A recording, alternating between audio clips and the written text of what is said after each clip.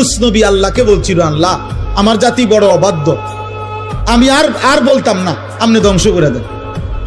তখন তাফসির আছে ইউনুস আলাইহিস সালামকে আল্লাহ বলছিলেন, ওই যে এখানে একটা লোক মাটি দিয়া মাটির পাত্র বানাইছে অনেকগুলো, আরে শুধু একটা কথা বলো যে সে যে এই মাটি দিয়ে মাটির পাতিল বানাইছে, এরকম তার হাতের বানানো একটি মাটির পাতিল ভেঙে ফেলতে বলো।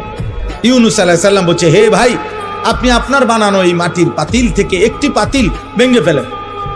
তখন সে বলছে, এই মিয়া, আমার নিজের হাতের বানানো মাটির পাতিল আমি ভাঙবো কেন? বোকা নাকি আমি? কেন ভাঙবো? এত যত্ন করে আমি বানাইছি।